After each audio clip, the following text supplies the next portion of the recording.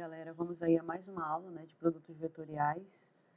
Essa aula aqui é de álgebra linear 1 e também início de análise vetorial. Sou a professora Elaine Ladislau, né, professora da UEA, e nós vamos aí dar continuidade a essas aulas, tá? Quem gostar do vídeo, deixa o seu like aí no YouTube e quem quiser acionar aí o sininho para verificar as próximas atualizações que a gente vai fazer ao longo da semana, tá ok? Então, vamos começar aí com produtos vetoriais.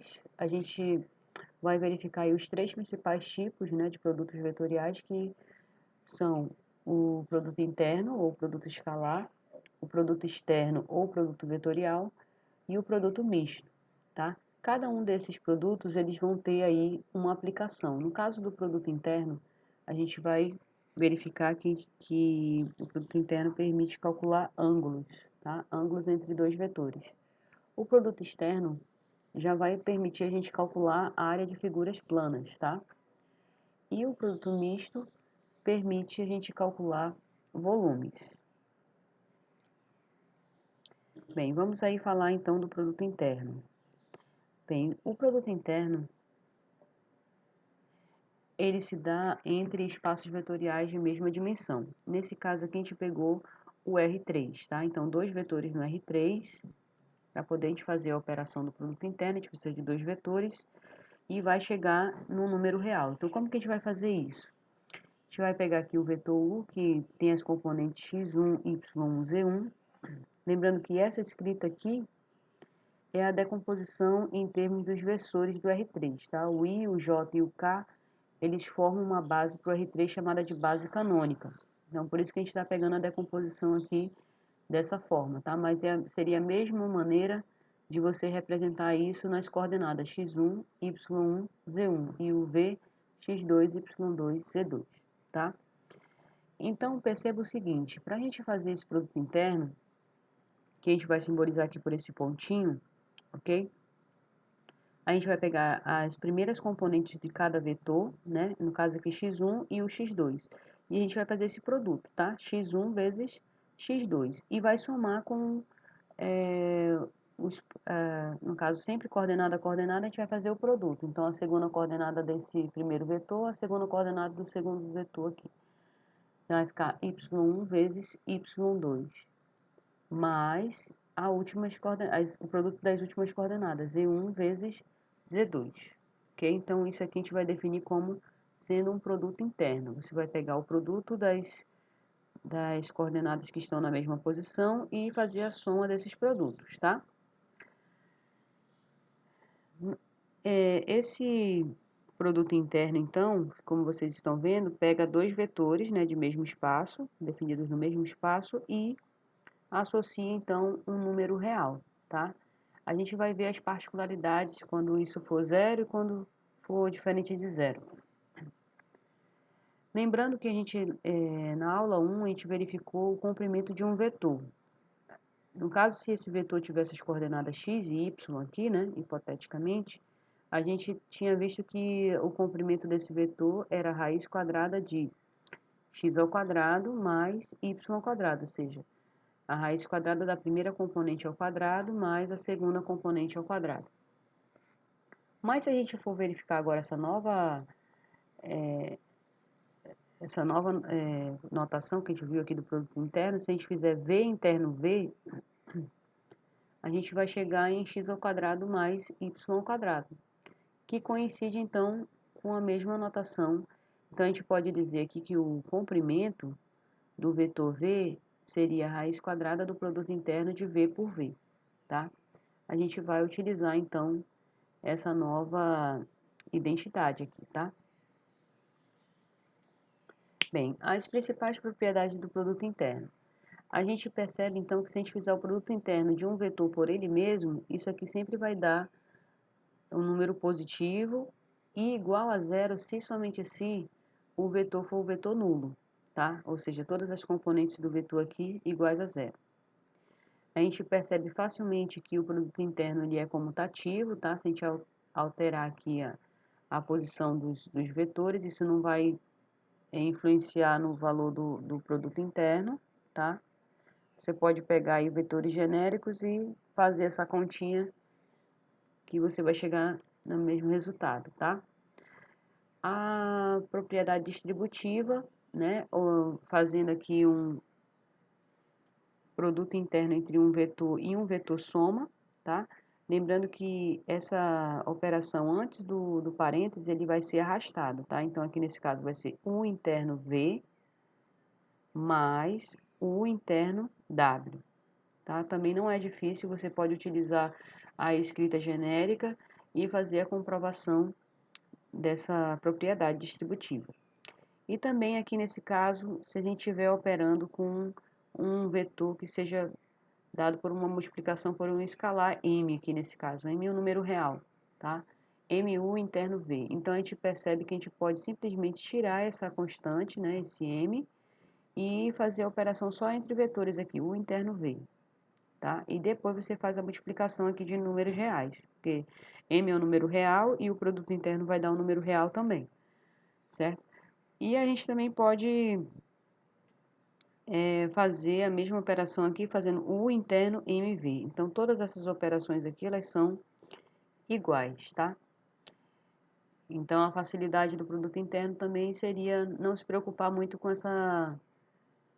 esse escalar real aqui. A gente sempre pode tirar, fazer a operação entre os vetores e depois, no final, fazer essa multiplicação de números reais, tá ok?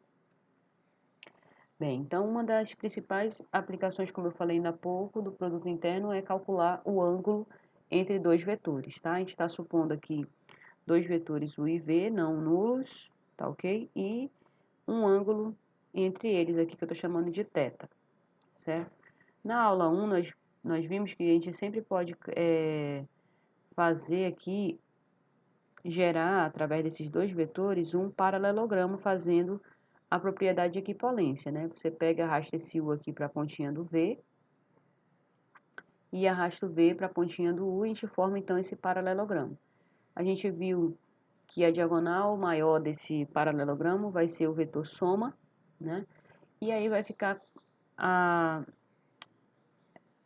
vocês verificarem que essa diagonal menor desse paralelogramo vai resultar exatamente no vetor diferença entre esses vetores, U menos V, tá?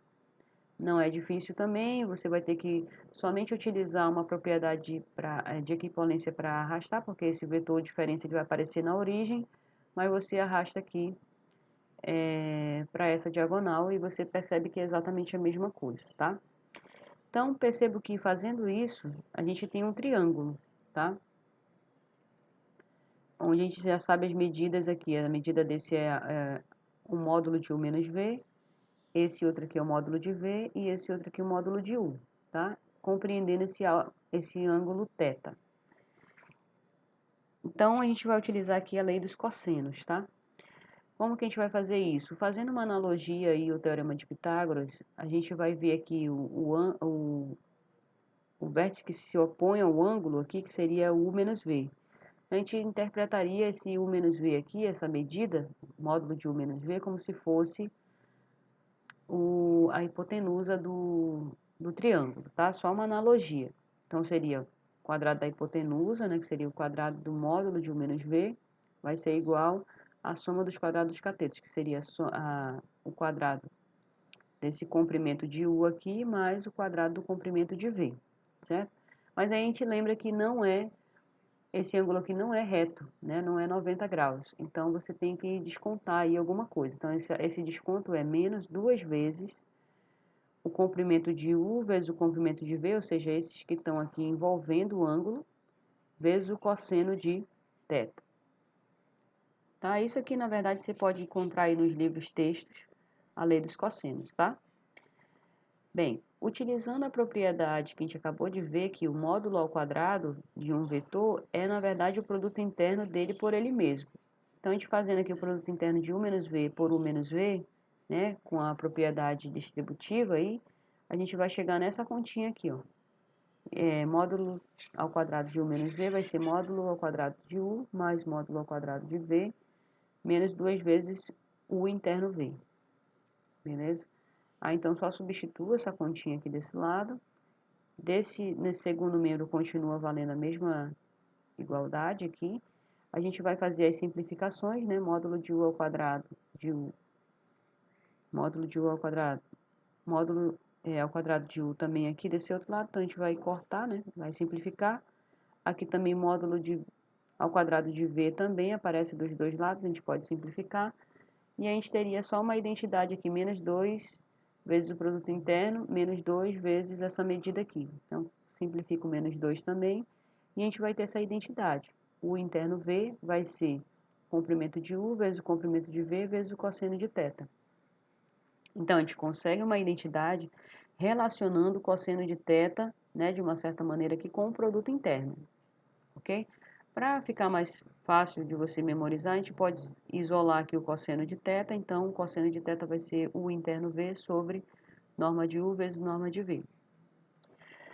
Então, após fazer esses cálculos aqui, né, que a gente percebe que é bem simples, a gente vai ter aí uma maneira de calcular esse ângulo, tá? Então, qual é o ângulo cujo cosseno vai dar essa medida aqui que você já fez? Vai lá no ciclo trigonométrico e identifica quem é o ângulo que está envolvido aqui nessa conta, tá? E aí você consegue, então, determinar o ângulo entre esses dois vetores, ok? Uma outra aplicação aí do produto interno seria a projeção de um vetor, tá? A identificação para essa projeção, a gente vai identificar aqui, ó, projeção de U, do vetor U sobre o vetor V, tá? Então, aqui a gente tem dois vetores não nulos, U e V. Aqui um ângulo θ entre eles, né? Entre o vetor U e V tem um ângulo θ. E a gente vai projetar esse vetor U sobre V, tá? Então, tem duas observações aqui muito importantes. Primeiro, essa projeção aqui, quando a gente baixa essa projeção, a gente tem exatamente um ângulo reto, tá? Um ângulo de 90 graus. E a outra informação é que essa projeção aqui de U na direção de V, né? Essa projeção de U em V, a gente vê que estão na mesma direção aqui, ó. Então, essa projeção de U em V, ela vai ser um múltiplo escalar de V, porque está na mesma direção, né? Então, existe um K real, tal que a projeção seja escrita como K vezes V, tá? Como a gente pode perceber aqui na figurinha, estão na mesma direção. E falando do que a gente acabou de ver do ângulo, né? Como a gente vê aqui, esse vetor aqui que seria o vetor diferença entre U e a projeção, é um ângulo reto aqui, é ortogonal a essa projeção. Então, vamos verificar aqui na fórmula, quando o ângulo é de 90 graus, cosseno de 90 é igual a zero, né? Então, isso implica que o produto interno entre esses vetores que são ortogonais sempre vai dar zero. E é exatamente essa definição que a gente vai utilizar aqui, ó. Esse vetor aqui, o vetor diferença, U menos a projeção, no caso a projeção estou chamando de KV, então U menos KV, interno, a própria projeção que é KV, isso é igual a zero, tá? Porque esses vetores aqui são ortogonais entre si, ok? Fazendo a propriedade distributiva aqui, ó, nessa primeira, vai sair o escalar K e vai ficar o produto interno de U por V. Aqui ficou faltando aqui uma setinha, tá? Menos, aqui nessa outra KV, interno KV, o K vai sair duas vezes, então vai ficar K ao quadrado, e aqui vai ficar o produto interno de V por V igual a zero, tá? Essa continha aqui a gente vai tirar o K em evidência, ok? Vai ficar o produto interno de UV menos K vezes o produto interno de V por V igual a zero. Como a gente pegou esse K aqui diferente de zero, porque a gente está pegando o vetor U não nulo, né? E o V também, então esse K aqui ele tem que ser positivo, tá? Então a única forma desse produto dar zero é que o parêntese seja zero. E o parêntese sendo zero, a gente consegue isolar o valor de K aqui. O K vai ser exatamente o produto interno de U por V sobre o produto interno de V por V. Ok? Então, a gente conseguiu achar esse escalar. A gente retorna aqui, ó, esse K para essa identidade. Então, a projeção de U na direção de V vai ser essa medida aqui, que essa medida a gente acabou de calcular, o produto interno de U por V, sobre o produto interno de V por V, na direção de V. Ok? Então, perceba que isso aqui vai dar um escalar, porque isso aqui é produto interno, tá? E eu utilizei aqui as duas notações do produto interno. Essa daqui também uma outra notação do produto interno utilizada em alguns livros, tá? Mas aí depois eu trouxe exatamente para essa outra notação, que foi o que a gente definiu ali ainda há pouco. O produto interno entre U e V sobre o produto interno de V por V na direção de V. Ok? Então, dessa forma, a gente consegue calcular aí o vetor projeção. Bem, falando aí um pouco do produto externo. O produto externo, pessoal, ele tem uma particularidade, ele acontece apenas para o R3, tá? Nesse caso. Então, a gente vai pegar aqui vetores no R3, dois vetores no R3 e vai fazer, então, um produto vetorial entre esses dois vetores, tá? Aqui a notação a gente vai utilizar esse xzinho, tá? Lembrando que todos esses aqui são produtos. Então, o produto interno é o pontinho, o produto externo é o xzinho, tá? Ou produto vetorial, como a gente viu ainda há pouco. Como que a gente vai fazer, então, o cálculo desse produto vetorial? A gente vai pegar o determinante da matriz, onde a primeira linha vão ser os versores do R3, que é o IJK, certo? Na segunda linha, a gente vai pegar as componentes de U aqui, e na última linha, as componentes de V, ok? E vai calcular esse determinante.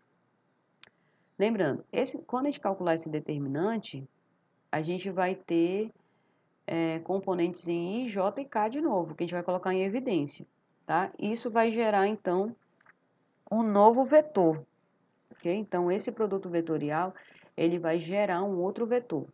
Já no caso do produto interno, se vocês lembrarem, quando a gente faz o produto interno entre dois vetores, a gente vai ganhar um número real, tá? Então, são coisas diferentes aqui. E a particularidade desse novo vetor que é gerado do produto vetorial aqui, é que esse vetor resultante, ele vai ser simultaneamente perpendicular a U e a V, tá? Então, se você fizer essas continhas aqui, guardar essas novas componentes do vetor e fazer o produto interno de U por esse novo vetor, o vetorial V, a gente vai ver que o produto interno vai dar zero, tá? Sendo o produto interno com U ou com V. Você pode fazer essa continha aí para se certificar de que realmente esse novo vetor que é gerado do produto externo, ele é perpendicular, tá? Só como exemplo, eu peguei aqui o produto vetorial entre I e J, tá? Lembrando que a gente está aqui no R3. Então, o I, ele vai ter as componentes 1, 0, 0. O J vai ter as componentes 0, 1, 0. A gente está calculando aqui I vetorial J, tá? Lembrando que para calcular o produto vetorial, a gente precisa dos versores do R3, I e JK na primeira linha. Então, fazendo esse cálculo aqui, ó, vamos lá para esse determinante. As diagonais principais aqui, ó, nesse caso aqui a primeira dá 0, a segunda também vai dar 0, a terceira vai dar K, menos os produtos das diagonais secundárias, né? Então, esse aqui vai dar 0, menos esse outro produto que vai dar 0 e esse outro produto que vai dar 0. Então, isso aqui gerou somente o K, né? Na diagonal principal aqui. Então, se a gente colocar o versor K, a gente vê que ele está na terceira dimensão aqui, na direção do eixo Z, tá? E a gente sabe que esses eixos, eles são ortogonais entre si, tá? Então, sempre que a gente fizer um produto vetorial entre dois vetores, a gente vai gerar um outro vetor aqui, que é ortogonal simultaneamente aos dois vetores que gerou aquele produto externo, ok? As propriedades vão ser herdadas das propriedades do determinante, certo? Se a gente tiver uma matriz onde duas linhas se repetem, né? Então esse determinante vai ser igual a zero. Então a gente consegue aqui denotar que o produto vetorial entre o vetor U e ele mesmo vai dar o vetor nulo, tá? Porque lembra que o produto vetorial vai gerar um outro vetor. Então, aqui não seria zero, seria o vetor nulo, ok? Pelas próprias propriedades também do determinante, se a gente alternar duas linhas, o determinante vai ficar alterado aqui, vai ficar multiplicado por menos 1, ok? Então, U vetorial V é menos V vetorial U, tá? A distributiva também permanece da mesma maneira, tá? A gente tem aqui o vetor U e um vetor soma. Então, aqui vai ser U vetorial V, né? Sempre essa propriedade aqui de fora, essa operação de fora vai ser arrastada. Então, é U vetorial V mais U vetorial W. Você também pode fazer essa conta ou com valores numéricos ou pega vetores genéricos também, tá? Se a gente tiver o produto vetorial entre um vetor que já está multiplicado por um escalar aqui, MU, né? No caso, M um valor real. MU vetorial V. Então, esse M, ele também pode sair, que também seria uma propriedade do determinante. Quando uma linha toda está multiplicada por um número, a gente pode simplesmente tirar esse número e fazer a multiplicação só no final do determinante, tá? E essa outra que a gente chama aqui de identidade de Lagrange, que a gente vai ter algumas observações sobre ela. Essa conta aqui, ela não é difícil de fazer, ela só é um pouquinho trabalhosa, tá? Então, o módulo ao quadrado de U vetorial V. A gente viu que o módulo ao quadrado, na verdade, ele se resume no produto interno. Então, o produto interno de U vetorial V com U vetorial V. Você vai decompor esse U vetorial V aí nas componentes IJK e vai fazer o produto interno, tá? Vai dar um pouquinho de trabalho e a gente consegue mostrar que isso vai ser módulo ao quadrado de U vezes módulo ao quadrado de V menos o produto interno de U por V ao quadrado, certo? Vai ter essa identidade aí, que é a identidade de Lagrange. Então, como a gente percebe essa identidade aqui, a gente tem o produto interno aqui, ó, entre U e V. E a gente viu que pela fórmula do ângulo a gente tem essa outra identidade. U interno V é módulo de U vezes módulo de V vezes o cosseno de θ. Então, a gente vai substituir esse produto interno aqui dentro, tá? Vai ficar ao quadrado tudo. Aí a gente vê que vai ter o módulo ao quadrado de U vezes módulo ao quadrado de V em evidência. E vai aparecer aqui 1 menos cosseno ao quadrado, tá? Só que 1 menos cosseno ao quadrado, pela identidade trigonométrica, é seno ao quadrado de θ, tá? Utilizando aqui a primeira extremidade com a última, né, nessa identidade aqui, a gente percebe que tudo está ao quadrado, então a gente pode simplificar, e a gente tem essa nova relação aqui, ó, o módulo de U vetorial V igual ao módulo de U vezes módulo de V vezes o seno de θ. Beleza? Então, a gente tem duas formulazinhas aí envolvendo o cosseno de θ, que no caso seria utilizando o produto interno, e o seno de θ está relacionado aqui com o produto vetorial. Beleza? Lembrando que aqui, olha, é módulo, mas esse aqui, na verdade, seria o comprimento desse vetor, porque se o vetorial V aqui vai gerar um novo vetor, então a gente calcula o comprimento desse vetor aqui, tá bom? Então, a aplicação direta aí do produto externo, o produto vetorial, como a gente está falando, é o cálculo de áreas de figuras planas, tá?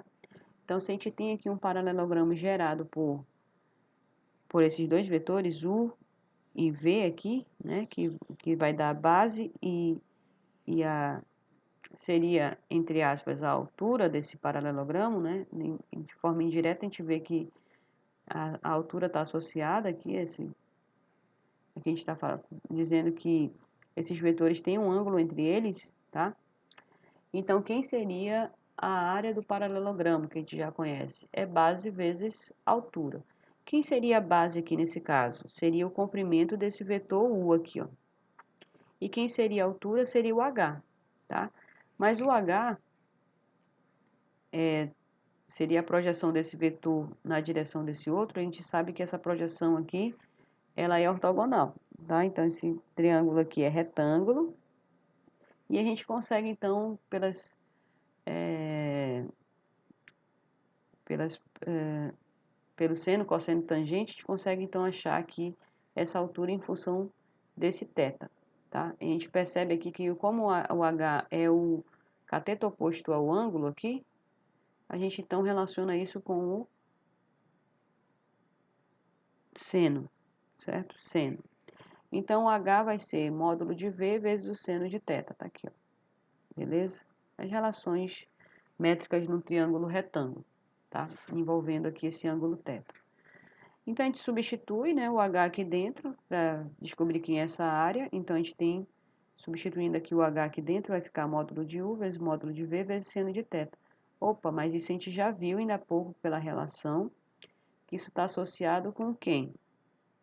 Com o módulo do produto vetorial entre U e V. Certo? Então, a área desse paralelogramo nada mais vai ser do que o produto vetorial entre os vetores que geram esse paralelogramo, que seria o U e V aqui. Você faz o produto vetorial e depois calcula o comprimento desse novo vetor aqui que vai ser gerado do produto vetorial. Quando a gente calcula esse comprimento, isso vai ser exatamente a área, tá? Bem, com aquela propriedade de equipolência, a gente percebe que esse paralelogramo ele é formado, né? Se a gente tiver aqui os vetores U e V, ou seja, o vetor AB e o AC, pela propriedade de equipolência, esse AB aqui vai ser equipolente, né, ao vetor CD aqui, ó. Tem o mesmo comprimento, né? E aqui o AC também vai ser equipolente a BD.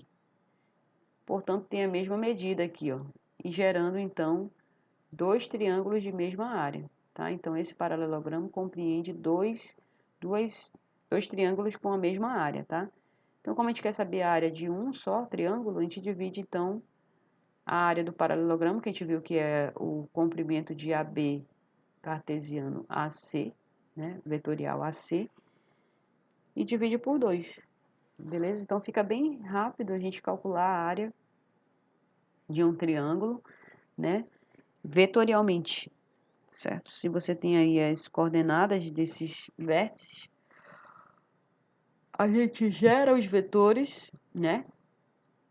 E aí faz o produto vetorial, calcula o comprimento desse vetor e divide por 2, que seria relacionado à área de um triângulo aí, então, beleza? E aí falando do último produto que a gente vai ver nessa aula, que é o produto misto, tá? O produto misto também tem uma particularidade dos vetores estar no R3, tá? Certo? Então, peguei 3 vetores aqui no R3, cada um com 3 componentes, tá? E a notação do produto misto entre esses 3 vetores, o V e W, é essa notação aqui entre parênteses, tá?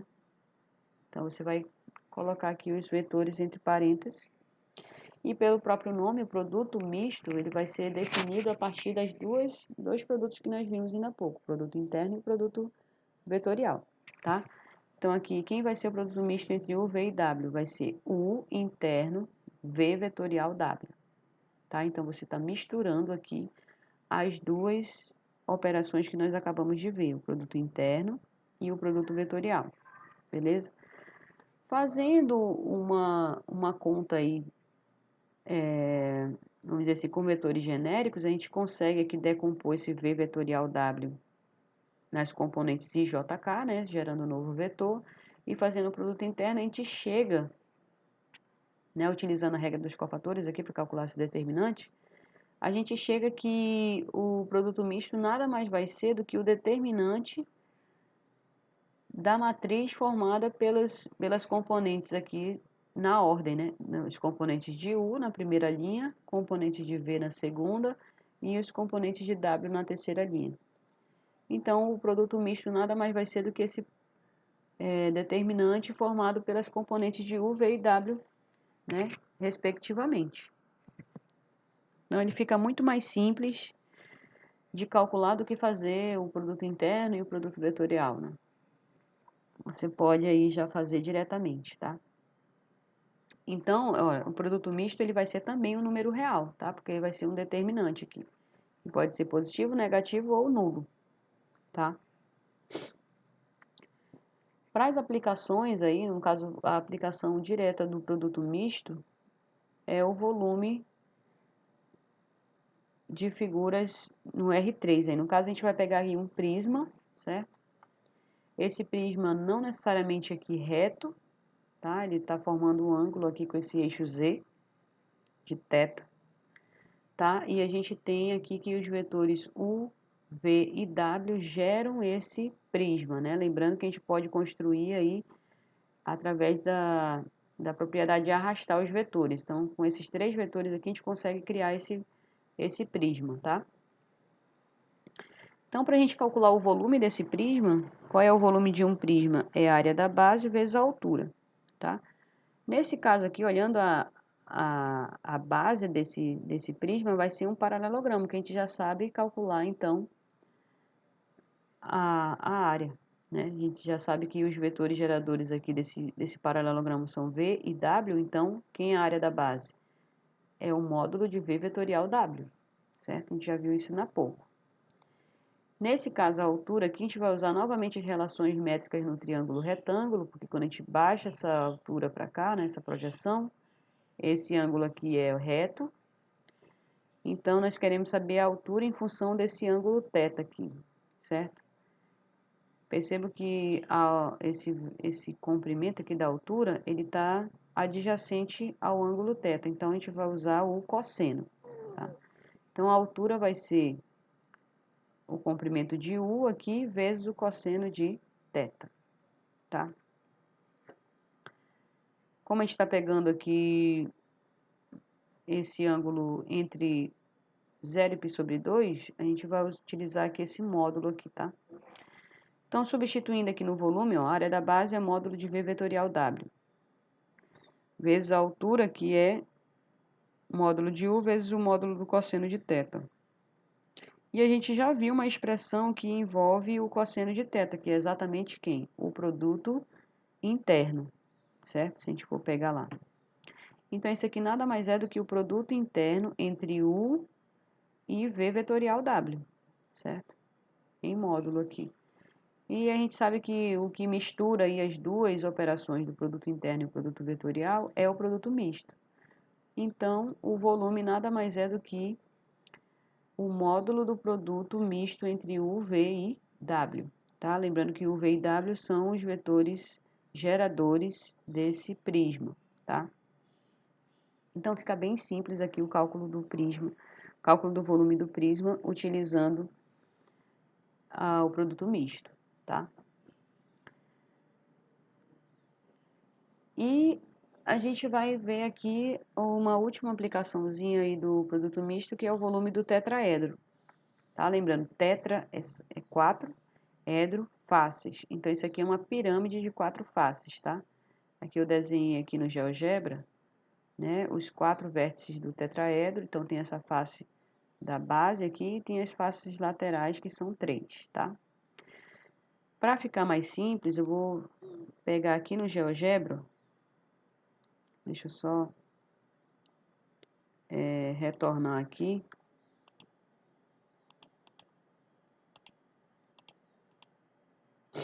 Deixa eu apagar aqui rapidinho. A gente vai pegar um prisma, tá ok? No GeoGebra. Oh my God. E a gente vai conseguir visualizar aqui que dentro de cada um desse... A gente vai dividir aqui esse prisma ao meio, né? Na diagonal. E a gente vai conseguir visualizar então que a gente consegue 3 pirâmides aqui dentro. Puxa vida, mas está dando erro aqui o meu GeoGebra.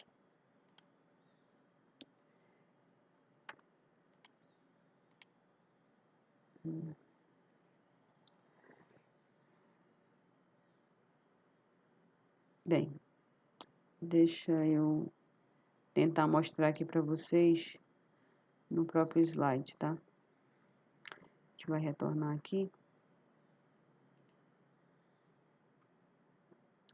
Olha só, então se a gente dividir aqui ao meio, esse prisma, a gente consegue um triângulozinho aqui, ó. Esse triângulo, a gente vai formar aqui a primeira pirâmide, pegando esse vértice aqui de baixo. Depois pega o mesmo triângulo e forma uma outra pirâmide juntando aqui esse outro vértice. E aí, para verificar esse prisma triangular aqui desse lado, a gente tem que pegar essa base aqui e inverter aqui para esse vértice. A gente consegue fechar, então. Deixa eu ver aqui se o GeoGebra já voltou. Bem, tá com problema, né?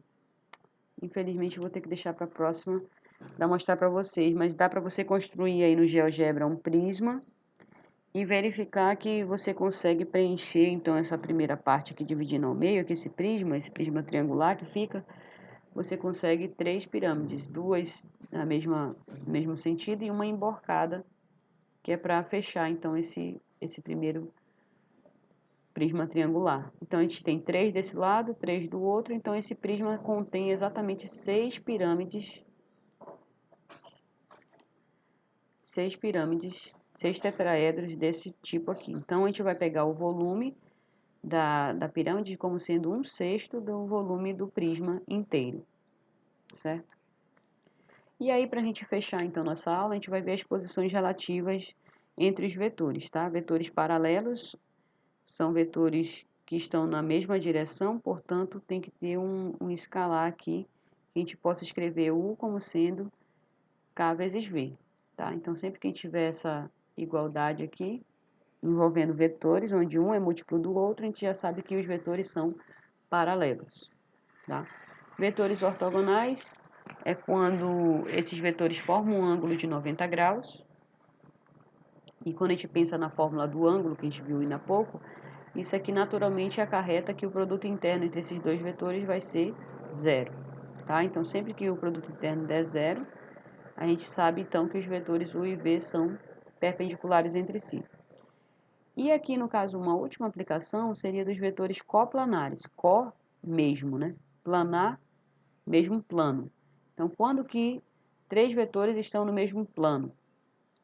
Quando você faz o produto misto entre esses vetores e isso vai resultar em zero. Tá? Quando o produto misto é igual a zero, significa que não existe volume, a gente tem um plano achatado, né? sem uma altura. Então, isso vai simbolizar então, que esses vetores estão no mesmo plano. Tá? Se esse produto misto der diferente de zero, é porque existe uma altura, então tem algum desses vetores que está saindo daquele plano. Tá? Então, essa é a verificação que a gente faz aí. As nossas referências, né? O StemBrush, Geometria Analítica, que é da onde eu estou pegando todas as definições. Mas você consegue encontrar aí algumas coisas pertinentes a determinantes no livro de álgebra linear, do StemBrush e do Intern. Fundamentos de Matemática, a coleção GeoCiese. E essa coleção aqui também da Matemática, Conceitos e Aplicações do Dante. Beleza? Então, espero que tenha melhorado a compreensão de vocês sobre esses produtos vetoriais que existem, né? E a gente vai tentar fazer aí uma aula com alguns exemplos, tá bom? Não esqueça de curtir o vídeo. Obrigada.